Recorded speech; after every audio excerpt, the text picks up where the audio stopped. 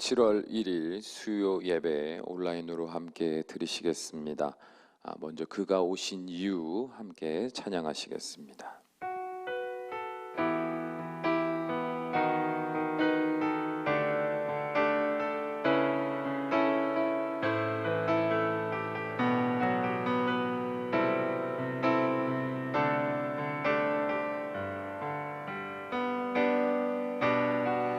이 세상 가장 아름다운 순종의 눈물, 온 세상 다시 빛나게 한 생명의 눈물, 그가 이 땅에 오신 이유, 죽어야 살게 되고 져야만 승리하는 놀랍고 영원한 신비, 지으신 그대로 회복시킨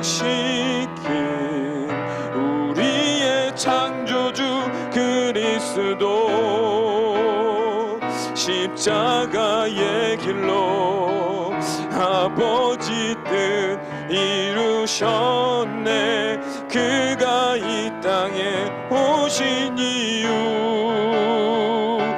이제 우리에게 맡겨진 그 소망, 그 사랑, 그 생명, 아름답고 눈부신 십자가의 길, 우리가 이 땅에 살아갈 이유, 지으신 그대로, 지으신 그대로 회복시킨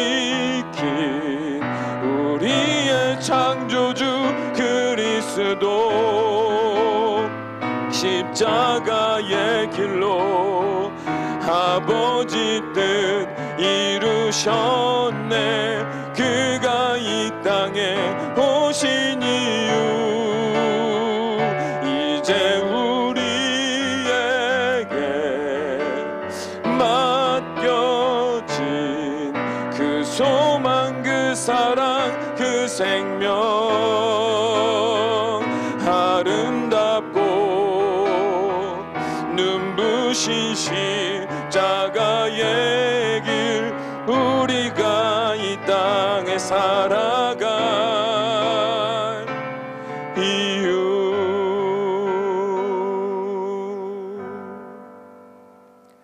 아멘. 다 함께 기도하시겠습니다. 아버지 하나님, 우리가 주님 앞에 섰을 때 과연 주님은 우리에게 무엇을 물어보실까 상상해 봅니다. 만일 주님께서 우리에게 네가 그 땅을 살아가는 날 동안 무엇을 하다 왔느냐 물어보신다면 우리는 뭐라고 대답할 수 있을까? 우리 모두가 함께 고민할 수 있기를 원합니다. 하나님 아버지를 위하여 내가 사랑하는 하나님 아버지의 뜻을 따라 어떤 삶을 살았는가, 반드시 주님 앞에서 우리가 낱낱이 알아야 하는 그날이 곧 우리에게 닥칠 것을 기억하게 하심으로, 스스로 생각할 때 내가 잘 살고 있는 것 같지만 과연 하나님이 보실 때 그 삶이 어떠한 삶일까 고민하고 되돌아보며 말씀 가운데 바른 삶의 방향성을 잡아갈 수 있는 지혜로운 우리의 삶이 될 수 있기를 원합니다. 오늘도 주의 말씀을 통하여 우리의 눈을 밝혀주셔서 지난날의 삶을 되돌아보게 하시고, 또한 주의 말씀을 어떻게 살아낼 때 그 말씀이 또한 어떤 영향을 끼치게 되는지를 발견함으로 우리의 삶에, 우리의 기도 제목이 바른 소망이 될 수 있도록 인도하여 주시옵소서. 예수님의 이름으로 기도합니다. 아멘. 말씀 보시겠습니다. 오늘 함께 보실 말씀은 고린도후서 1장 3절에서 7절까지의 말씀입니다. 고린도후서 1장 3절에서 7절까지의 말씀, 우리 한 목소리로 함께 읽습니다. 찬송하리로다. 그는 우리 주 예수 그리스도의 하나님이시요 자비의 아버지시요 모든 위로의 하나님이시며 우리의 모든 환난 중에서 우리를 위로하사 우리로 하여금 하나님께 받는 위로로서 모든 환난 중에 있는 자들을 능히 위로하게 하시는 이시로다.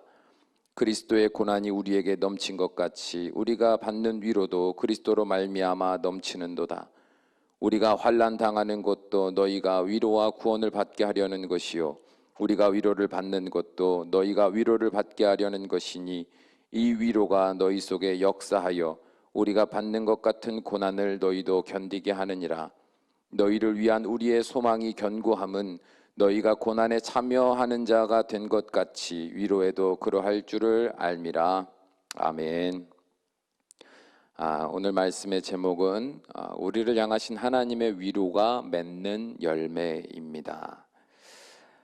여러분은 누군가를 위로해 보신 적이 있으십니까? 그렇다면 이런 경험들을 해보았을 겁니다. 진실로 마음이 찢어지는 것과 같은 고통을 느끼며 눈물로 위로하게 되는 경우와 그렇지 않는 경우들이 있다는 것을 말입니다. 그렇다면 누군가를 위로하는 우리의 태도가 이렇게 다른 이유가 무엇일까요? 여러분은 동병상련이라는 사자성어를 아십니까? 한자로 보면 동자는 한 가지 동자에 병, 서로 상에 불쌍히 여길 연, 이 네 한자가 조합된 사자성어입니다. 이를 문자적으로 해석하면 같은 병자끼리 가엾게 여긴다라는 뜻이 됩니다. 그러니까 어려운 처지에 있는 사람들끼리 서로 불쌍히 여겨 동정하고 서로 돕게 된다 이 말입니다.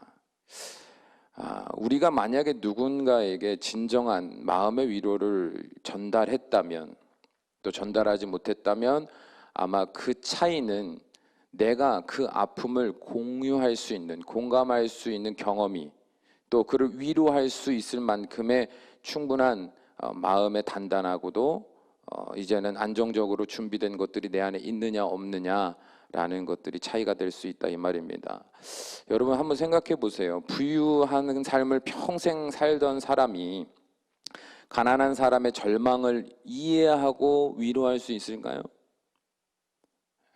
반대로 부유한 자들이 경험하게 되는 심리적 압박감과 그 스트레스를 가난한 삶을 사는 이가 이해할 수 있을까요?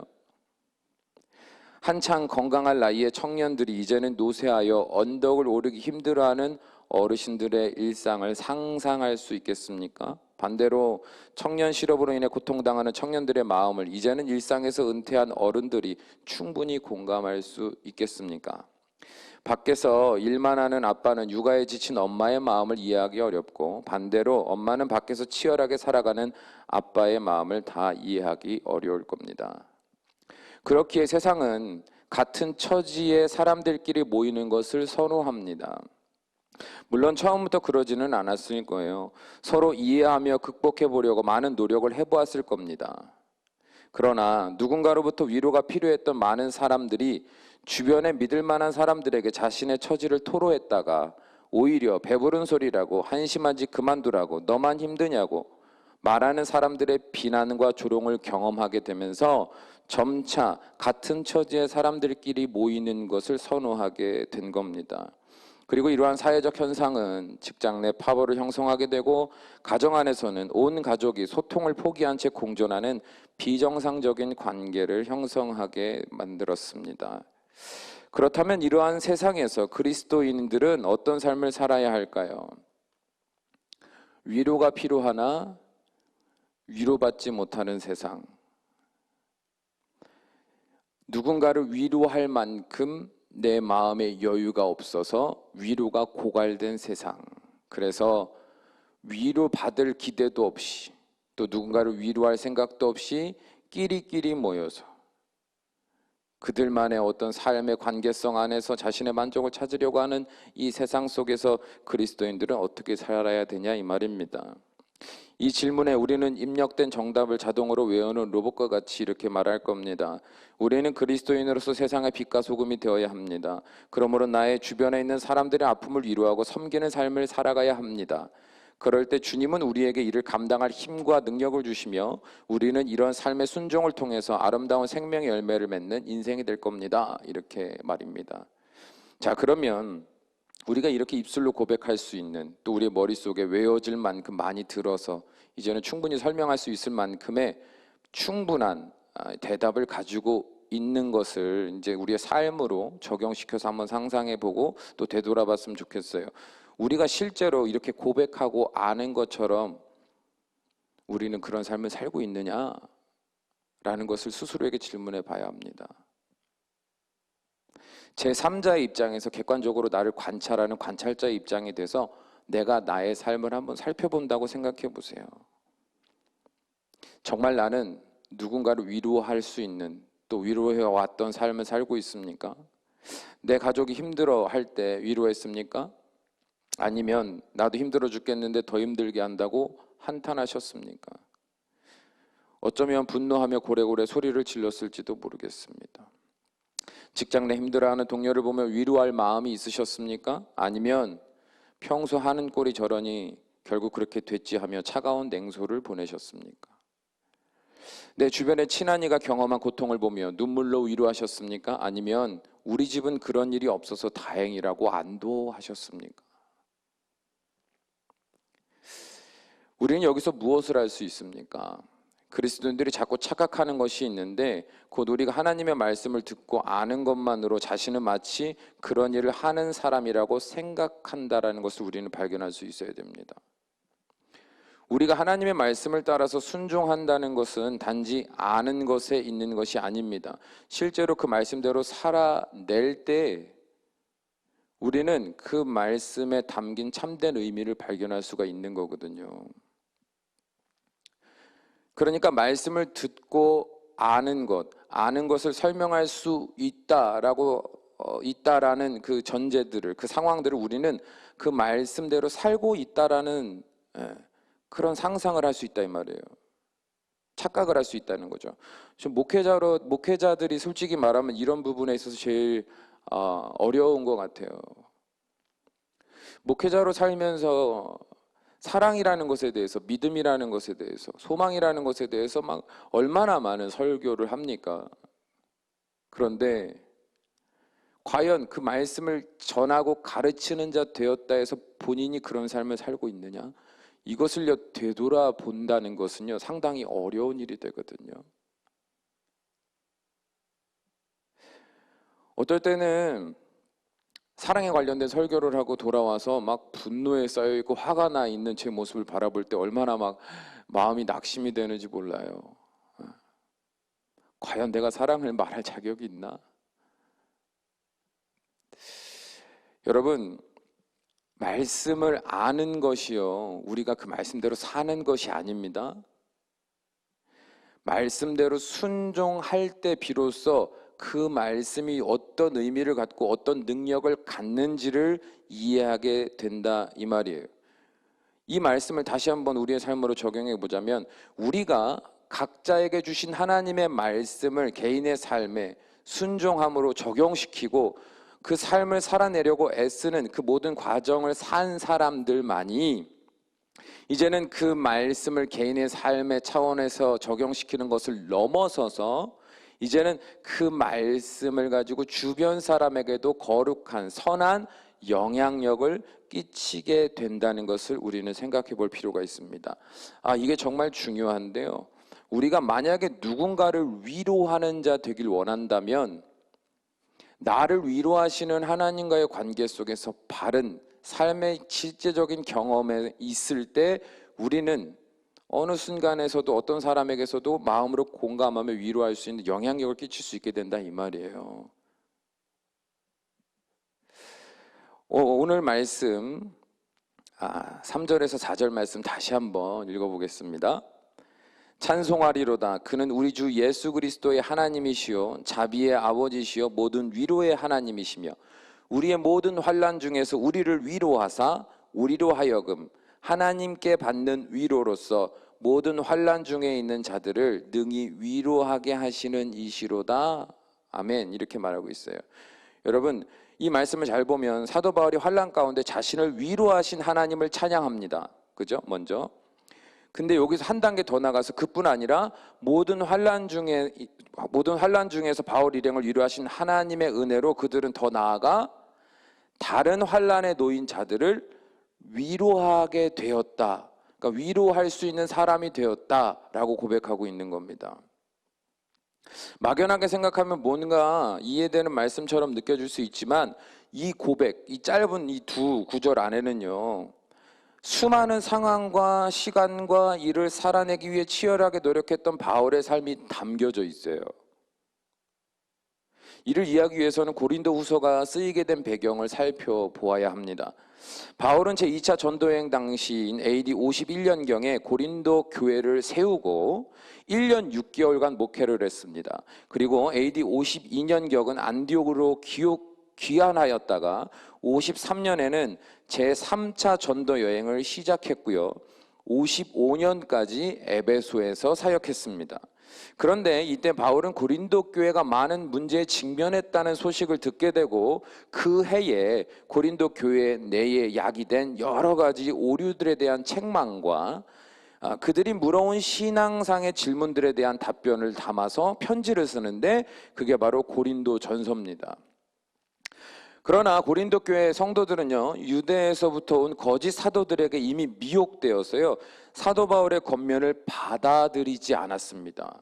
그 편지를 받았지만 고린도 전서가 도착은 했지만 실제적으로 고린도 교회 내에 긍정적인 영향력을 끼치지 못한 거예요.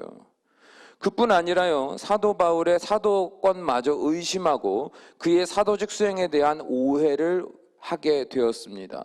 결국 고린도 교회의 형편은요, 이전보다 더 악화돼 버렸어요. 이에 사도 바울은 고린도전서에서 밝힌 바 있는 그 여행 계획이 있거든요. 그 여행 계획까지 변경하면서 급하게 다른 일정들을 미루고 고린도를 방문하게 됩니다. 원래는 방문할 계획이었는데 이 문제가 심각하다는 걸 깨닫고 다른 일정들을 미루고 이제 고린도 먼저 방문한 거예요. 이 방문을요, 소위 이제 성경학자들은 근심의 방문이라는 이름을 붙였거든요. 근심의 방문을 한 이 사도 바울, 이제 어떻게 보면 고린도 교회 2차 방문인 거죠. 그렇게 방문을 한 거예요. 이제 그 아마 바울의 기대는 아마 그럴 겁니다. 내가 이 방문을 통해서 고린도 교회의 현안한 문제들을 한 번에 해결할 수 있을 거다.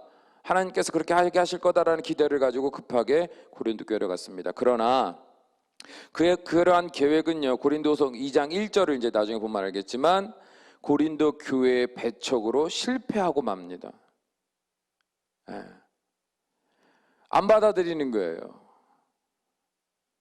그의 말에 더 이상 교인들이 들으려 하지도 않고 이해하려 하지도 않고 아무런 반응을 하지 않을 뿐만 아니라 오히려 바울에 대한 오해와 그 어떤 의심과 거기서 파생된 분노와 막 여러 가지 뒤엉켜버린 그 생각과 감정에 갇혀버린 그들은요, 사도 바울을 배척했어요. 그래서 다시 어떻게 했냐면 에베소로 돌아갈 수밖에 없었습니다.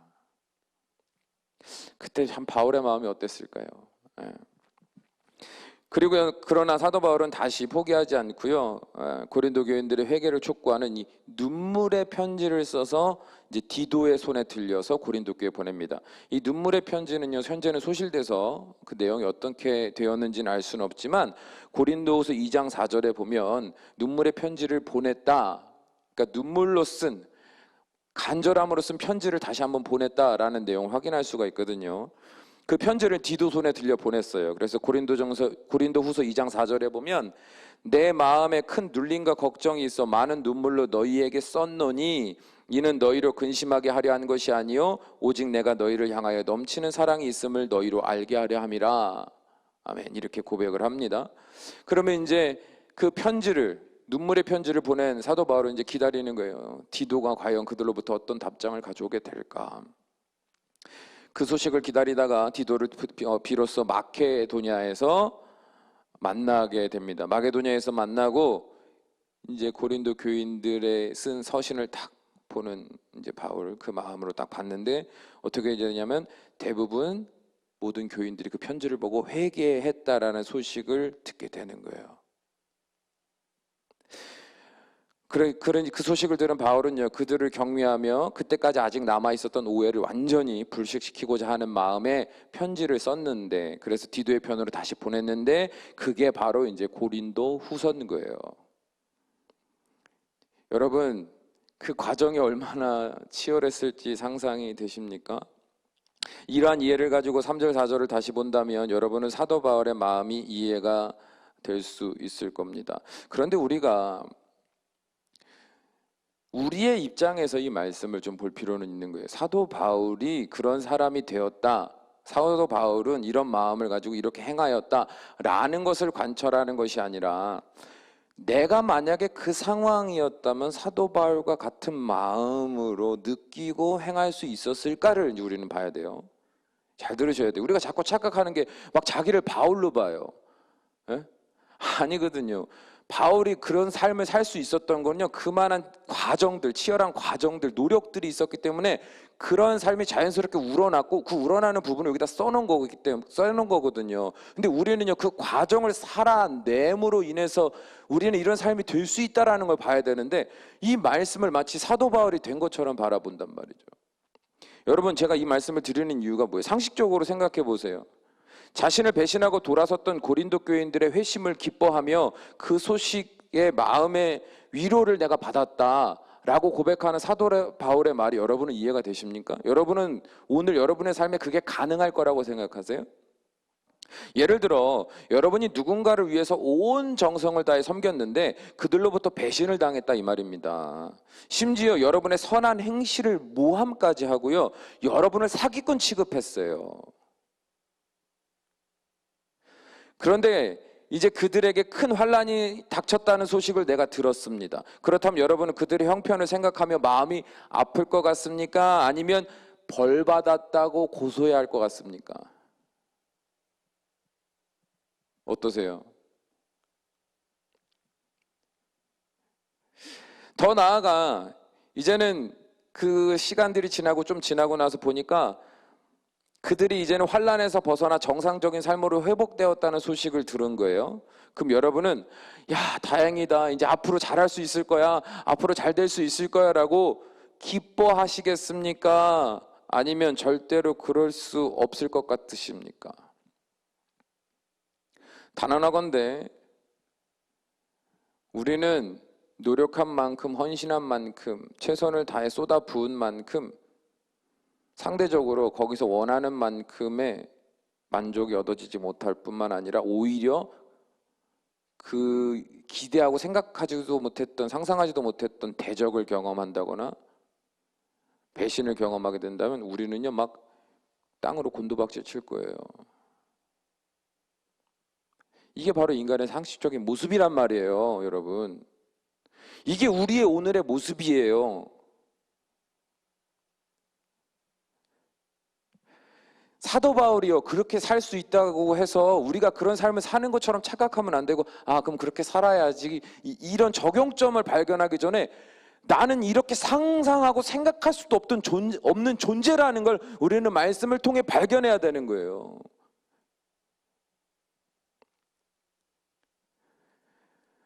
우리가 이런 이해를 가지고 성경을 보지 않으니까 자꾸 뭘 적용하려고만 해. 왜냐하면 적용할 만큼의 기본적인, 가장 기초적인 신앙의 훈련도 안 돼 있고 그 과정을 살아본 경험도 없는 사람들인데 어떻게 그 고차원적인 삶을 적용을 합니까? 말이 안 되는 거죠. 그렇다면 우리는요, 포커스를 어디에 맞춰야 돼요?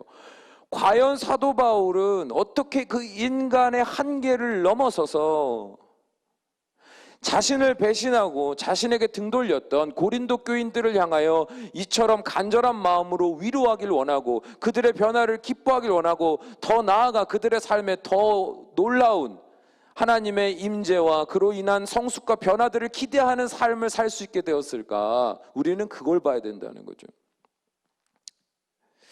우리 5절의 말씀 함께 읽어봅니다. 5절. 시작.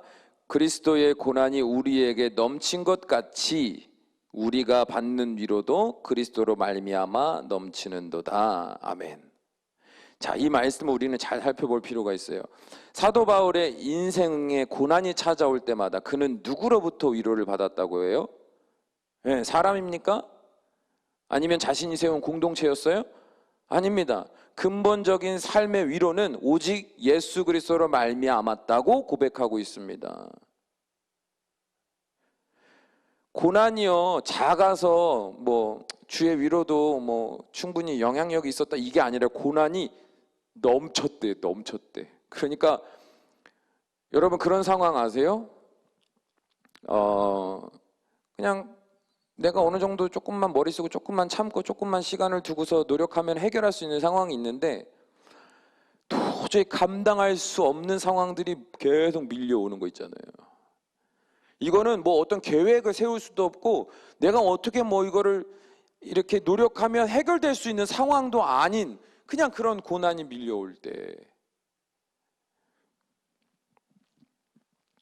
말할 수 없는 고난, 심지어 이제 고린도서 1장을 쫙 읽어보면 생명이 끊어진 것과 같은 사형 선고를 받은 것과 같은 고난을 경험하고 있는 그때에 사도 바울은요 예수님으로 말미암아 진짜 위로를 자기가 경험했다 이렇게 말하거든요. 이러한 관점은요 그리스도인에게 있어서 정말 중요합니다. 내가 먼저 주를 통하여 위로받는 것 정말 중요해요. 우리가 사람에게서 상처를 받지 않기를 기대하고 위로받기를 기대하는 한 우리는 절대로 다른 이들의 연약함과 아픔을 수용할 수가 없습니다. 잘 들으셔야 돼요. 다시 말씀드릴게요. 우리가 여전히 내가 믿을 만한 사람 또 내가 사랑할 만한 사람들로부터 상처받지 않기를 기대하거나 또한 내가 누군가에게 상처받았을 때 그들로 말미암아 위로받기를 기대하는 한 우리는 절대로 다른 이들의 연약함과 아픔을 이해하거나 수용할 수 없습니다. 왜냐하면 우리는 평생 자이든 타이든 다른 이들로부터 상처를 받을 거고요 그들로부터 항상 원하는 만큼의 사과나 위로를 받을 수 없기 때문에 그렇습니다. 사람에게서 애초에 받을 수 있는 게 없다는 거예요. 왜냐하면 그들도 연약한 사람이고요 그들도 위로가 필요한 사람들이고요 아무리 나에게 사랑으로 행하려고 하더라도 그들은 결국에 상처를 주는 사람이 될 수밖에 없단 말이에요. 그러니까 이미 우리의 설정 자체가 우리가 기대하는 바 자체가 잘못된 거란 말이에요. 그게 자체가 오류란 말이죠. 우리가 사람에게 기대하고요 사람에게 뭔가 사랑과 위로와 어떤 따뜻함을 기대하기 시작한다면 우리는 하나님께 관점을 맞출 수가 초점을 맞출 수가 없게 되거든요. 그러면 하나님이 우리에게 주시는 위로를 우리는 기대하지도 않고 또 위로를 주셔도 우리는 그걸 발견할 수도 없게 된다. 그러므로 여기서 중요한 포커스는 뭐예요? 사람이나 어떤 공동체가 아니라 우리는요 삶의 고난이 왔을 때 애초에 기대를 어디에만 둬야 되느냐? 사람이 아니라 하나님께만 두어야 된다 이 말이에요. 주님은 우리의 모든 환난과 핍박당하는 것을 다 아십니다. 어느 정도 아시냐면 이제 말씀을 잘 읽어보고 또 말씀대로 이렇게 살려고 노력하다 보면 하나님이 어떻게 하시는지 그 디테일을 살펴보면 어마어마해요.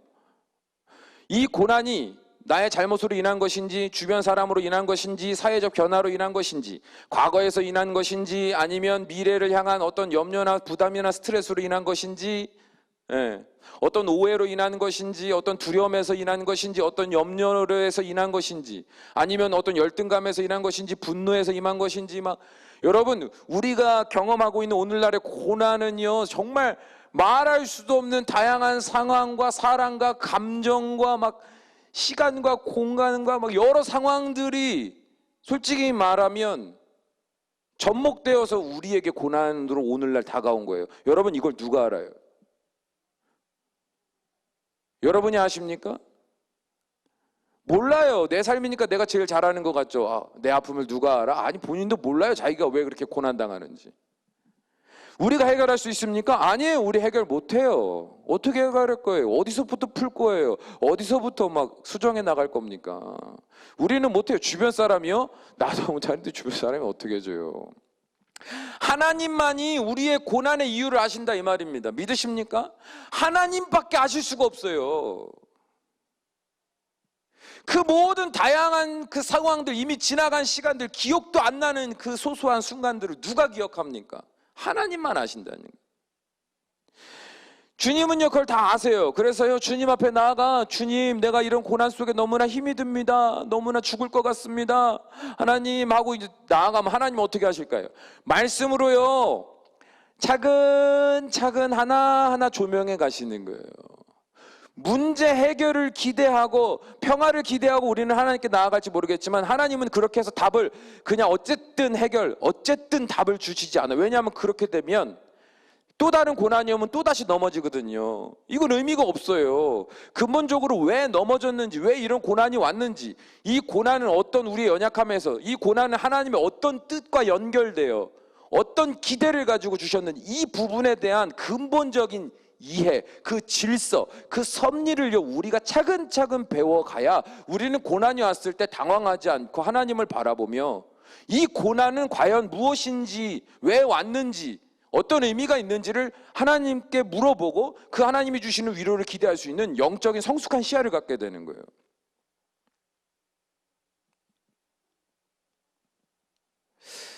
그러므로 우리는 주님 앞에 나아가는 것이요 유익이다, 상대적인 유익을 말하는 게 아니라 유익일 수밖에 없어요. 주님은요 이 고난에서 우리를 건져내실 뿐만 아니라 이 고난 가운데 우리에게 능력을 더하셔서 우리로 하여금 그 상황을 넘어서게 하십니다. 심지어 원수의 목전에서도 상을 차려주시는 게 우리 하나님이시다 이 말이에요. 더 나아가 이제는 우리가 이런 과정을 경험하게 되면 무엇을 바라보게 되느냐, 이 땅에서 받는 환난, 그래서 그 안에 담긴 하나님의 뜻, 그래서 내가 오늘 살아가야 되는, 순종해야 되는 부분이 뭔가 이렇게 막 살펴보다 보면 이제 우리는 자연스럽게 영적인 피로도를 경험하게 되거든요. 예. 그리고 순간순간마다 주님이 얼마나 나를 섬세하게 이끌어 주시는지도 발견하게 됩니다.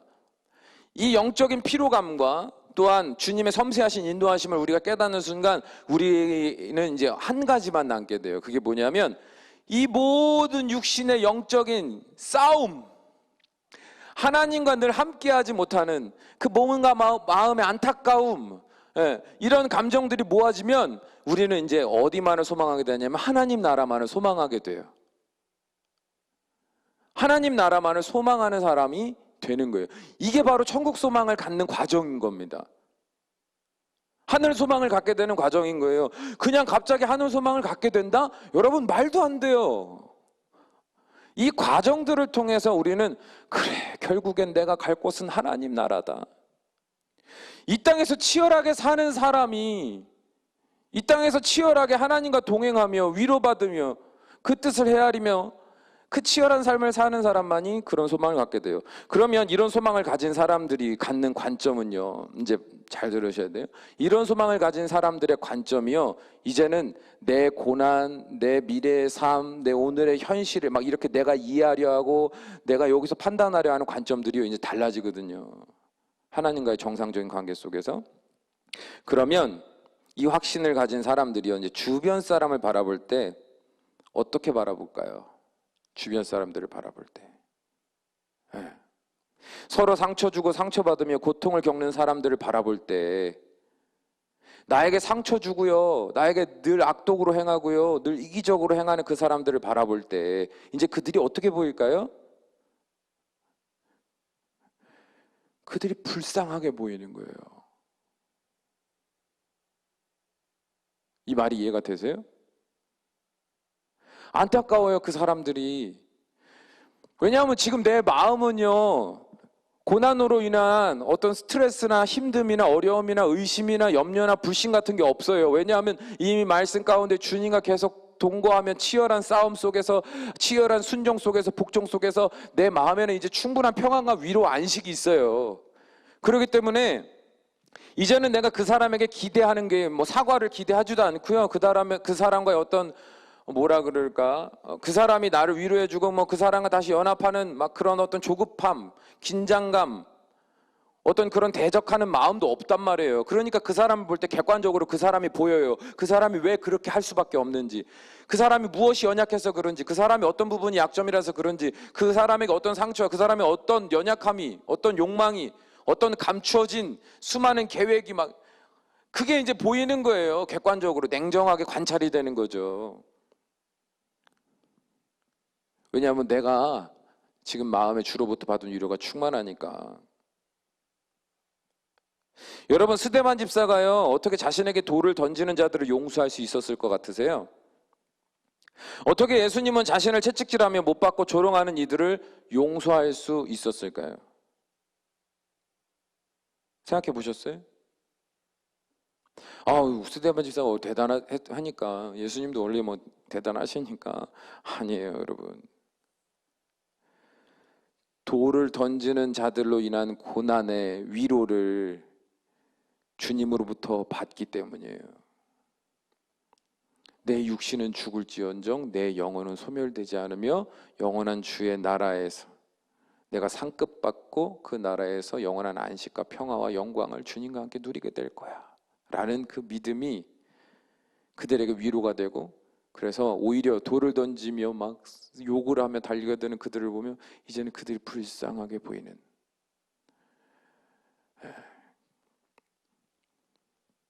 그러니까 원수를 사랑하십시오, 이 말씀이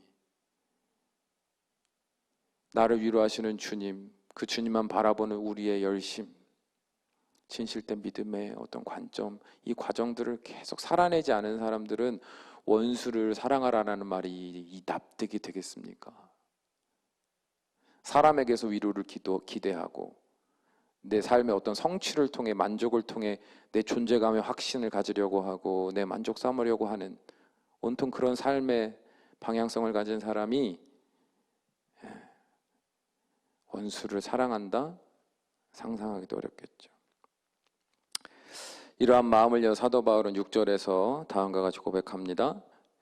우리가 환난을 당하는 것도 너희가 위로와 구원을 받게 하려는 것이요, 우리가 위로를 받는 것도 너희가 위로를 받게 하려는 것이니 이 위로가 너희 속에 역사하여 우리가 받는 것과 같은 고난을 너희도 견디게 하느니라. 아멘. 사도 바울은 이제 그 말을 하는 거예요. 너희들이 거짓 교사들과 왜곡된 말씀의 이해로 인해서 서로 분쟁하고 하나 되지 못하고 오해하고 미워했던 모든 환난의 때가 너희들의 참된 회개로 인하여 다 지난 날이 되었다. 이제는 주님께서 주시는 위로와 평안이 다시금 너희를 새롭게 하며 더욱 강건한 그리스도인으로 자라나게 할 거다. 그래서 너희들이 받는 이런 고난도 너희를 견디게 할 수 있는 믿음의 사람들이 되어갈 거다라고 그들의 변화에 감사하며 그들의 미래를 사도 바울은 지금 축복해 주고 있는 겁니다. 그는 주 안에서 환난 가운데 위로와 평화를 맛본 자였기에 오히려 다른 이들의 삶에 참된 위로와 평화가 임하기를 진심으로 구하며 격려할 수 있는 위로자의 삶을 살 수 있었던 거예요. 사랑하는 여러분, 원수의 평안을 기뻐하며 그들의 위로와 그들의 미래를 축복할 수 있는 사람들은 이 세상에서 오직 그리스도인들밖에 없습니다. 우리가 주 안에서 참된 위로와 평안을 맛본 자들이라면 우리는 세상 어디에서든지 한 영혼의 약점과 한계를 이해하며 그들을 위해서 눈물로 기도하며 돕는 예수 그리스도의 삶을 살 수 있을 것입니다. 지금 이 시대에 많은 사람들의 위로가 필요합니다. 그런데 만약에 내가 그리스도인으로 수십 년 살았음에도 불구하고 그들과 마찬가지로 사람을 향해 세상을 향해 자신을 위로해 주기만을 기대하며 살아가고 있다면 이보다 안타까운 인생이 어디 있겠습니까? 우리가 예수님을 만나 참된 위로와 치유를 경험하게 될 때 우리는 상처 입은 치유자로서, 다른 누군가의 상처를 이해할 수 있는 공감자로서, 그리고 그 상처가 치유될 수 있는 유일한 길은 우리 주 안에 있음을 깨닫고 믿고 확신하고 경험한 자로서 다른 이들에게 나아가는 삶의 자세나 태도, 관점이 달라지고 그들이 가는 곳곳마다 모든 것을 아우를 수 있는 놀라운 리더, 영적 영향력을 끼치는 사람이 되므로 놀라운 열매가 맺어지지 않겠습니까? 그래서 저에게 있어서 이 고린도 후서는요, 어떻게 보면 그냥 성경의 한 내용이라기보다 고난 가운데 주 안에서 치열하게 몸부림쳤던 바울, 그리고 그 몸부림 속에서 피어난 타인을 향한, 다른 이들을 향한 그 애끓는 그 애정, 그 관심, 그 기쁨, 막 그런 그 눈물, 막 그렇게 뒤범벅이 된, 어떻게 보면 치열한 그리스도인의 삶을 담은, 그 마음을 담은 책이라고 봅니다. 앞으로 이 말씀을 보면서 우리가 어떤 태도로, 또 어떤 조화로 삶을 살아내야 될지를 발견해서 여러분이 가는 곳곳마다 사도 바울에게 주셨던 그 아름다운 생명의 열매들이 맺어질 수 있기를 주님의 이름으로 축원합니다. 기도하시겠습니다. 사랑이 많으신 우리 아버지 하나님, 예수님께서 하늘의 모든 영광 다 버리고 이 땅에 오셔서 온 세상을 치유하는 치유자 되셨으며 위로자 되셨던 것처럼, 이제는 우리가 예수 그리스도의 제자된 자들로서 온 세상을 치유하고 회복하는 복된 인생들로 살아가길 원합니다. 그러므로 우리가 먼저 주 안에서 위로를 경험하는 자 되게 하시고, 그 안에서 하나님의 뜻을 발견하고 그 질서를 경험하고 또한 배우고 이해하는 자 되게 하여 주심으로, 이제는 우리가 세상을 바라보는 관점이 달라지고 사람을 이해하는 그 이해가 달라지고 우리가 목적하는 것이 이 땅에서 저 하늘이 되어갈 수 있는 복된 인생들이 되게 하여 주셔서, 이제는 어디를 가든지 좌로나 우로나 치우치는 자 되지 않게 하시고, 상황 따라 감정과 생각이 오르락내리락 하는 자 되지 않게 하시고, 성령께서 알게 하시고 보게 하시고 깨닫게 하시는 말을 따라 그들을 이해하고 그들을 마음으로 품을 수 있는 넉넉한 주 예수 그리스도의 마음을 가진 자 되게 하여 주셔서 가는 곳곳마다 하나님의 원하시는 바대로, 뜻하시는 바대로 사랑의 열매들을, 구원의 열매들을 맺어가기에 부족함이 없는 우리들의 인생이 될 수 있도록 축복하여 주시옵소서. 예수님의 이름으로 기도합니다. 아멘.